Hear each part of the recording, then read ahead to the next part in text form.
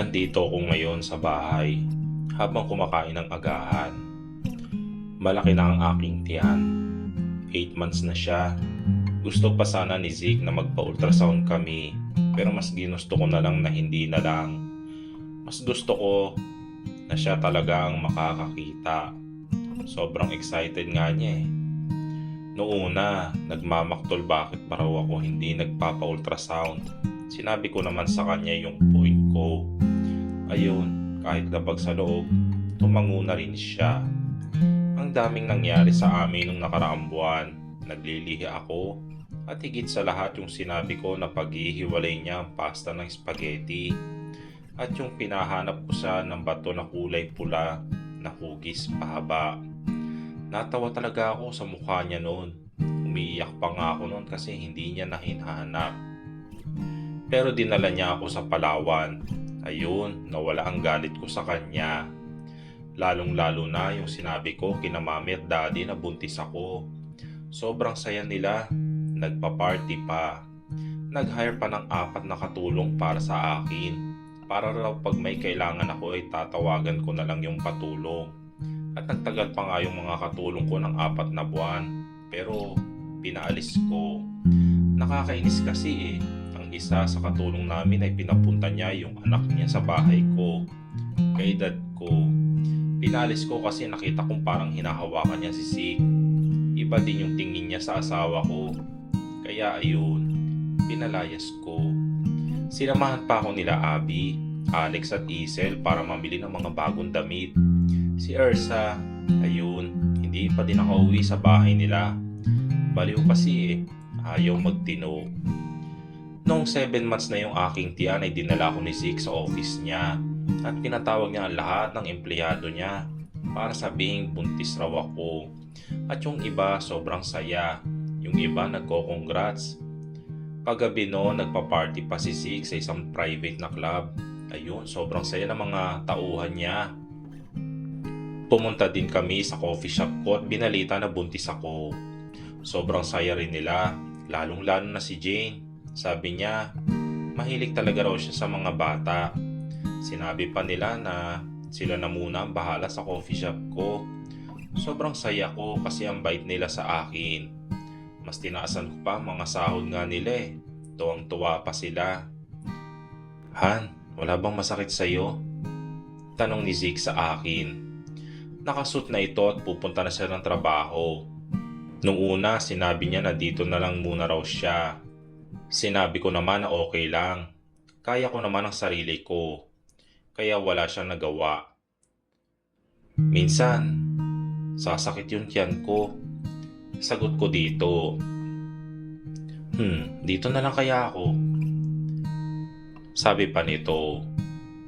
Hindi, papasok ka. Diba sabi ko na tatawag ako agad sa'yo pag sumakit na talaga ang tiyan ko? Sabi ko pa, napabuntong hininga na lang ito. Ay, ang tigas talaga ng ulo. Pagkakamot nito ng ulo at umupo sa tabi ko. Ano ka ba, Zeke? Kaya ko pa nga, hindi ba? Sabi ko naman. Sobrang advance mag-isip eh. Nakakainis minsan. Baka raw ma-slide ako. Walang sasalo. Ang corny niya ha. Nag-hire pa siya ng katulong.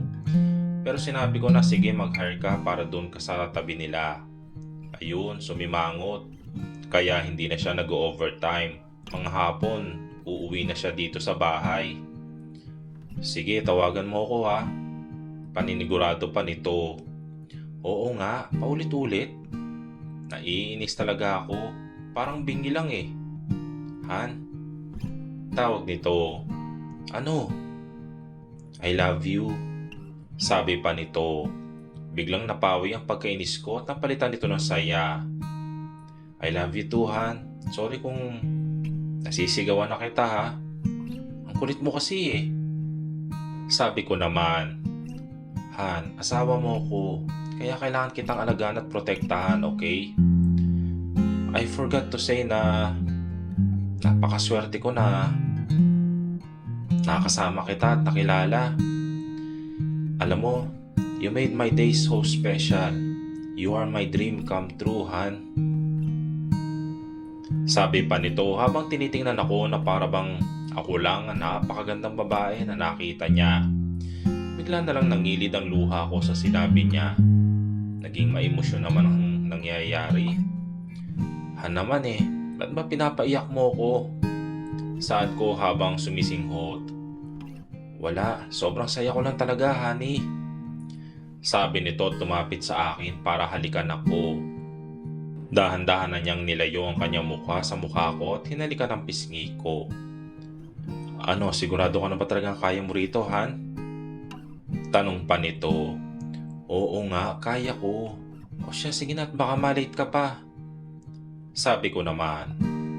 O sige, mag-ingat ka ha. Huwag mo kalimutan kumain, Han ha. Basta kung may kailangan ka, tawagan mo ako ha. Sabi pa nito.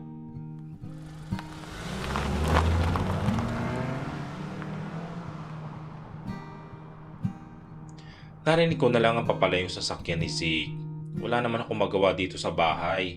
Tinawagan ko na lang si Abby, Alex at Isel. At dahil bored rin sila ay pumayag na lang din. Hinugasan ko muna yung pinggan na pinagkainan ko.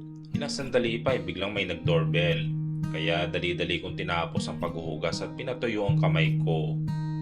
At tinungo ang pinto. Nang buksan ko ang pintuan ay bumungad sa akin ang nakangiting mga mukha nila.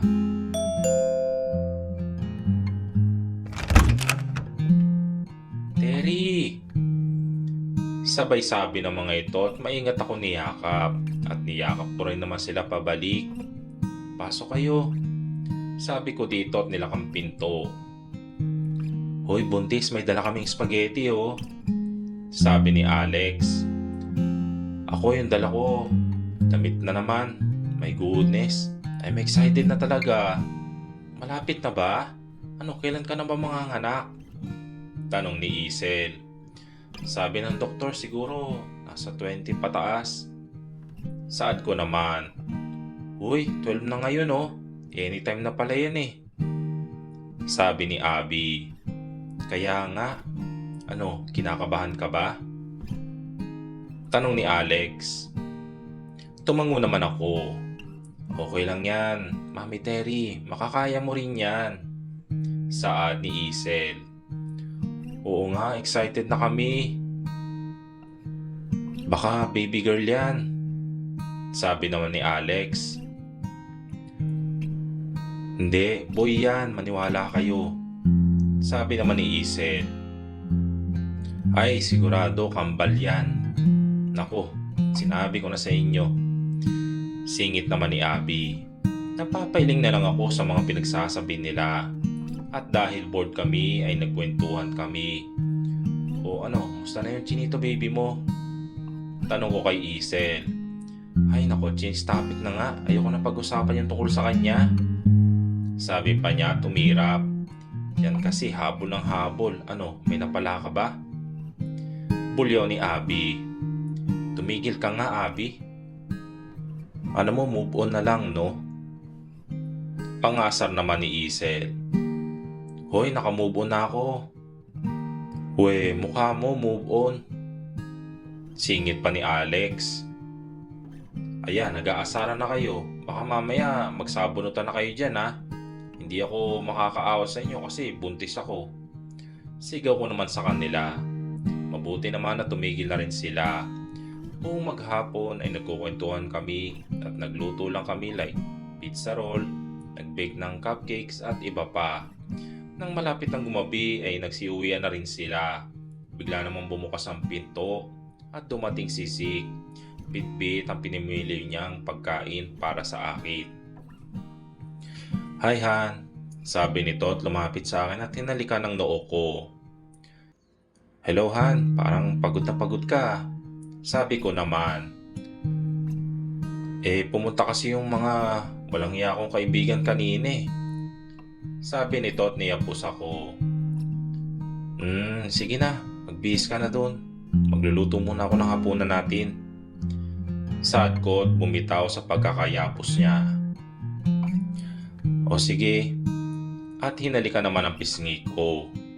Nilagay niya muna ang pinamili niya sa lamesa. Kaya kinuha ko ang ingredients na nasa plastic. Magluluto lang naman ako ng hamonado. Parang hinahanap kasi ng panlasa ko eh. Ilang sandali pa ay nagsimula na ako magluto. May narinig pa akong papalapit sa pwesto ko. "Uy Han, sarap naman ang niluluto mo." Sabi nito at niyakap ako sa likod. Ay, nahanap kasi ng panlasa ko eh. Paliwanag ko naman dito. "So, pumunta sila dito?" Tanong ni Zeke. "Oo, naboboard kasi ako. Sakto naman, wala rin naman silang ginagawa." "O anong ginawa nyo rito?" "Ayun, kwentuhan. Saka nagluto ko ng pizza roll." Sagot ko dito. Nasaan na Han? Naubos na?" Tanong ni Zeke. "Oo. Paano? Bunga nga naman kasi ni Alex parang 1 linggong hindi pinapakain eh." Sagot ko dito. Ngumiti lang ito at tinalikan ng leg ko. Ilang sandali pa ay tapos na rin ang niluto ko at nilagay ko ito sa plato at nilagay sa lamesa kasama ang kanin.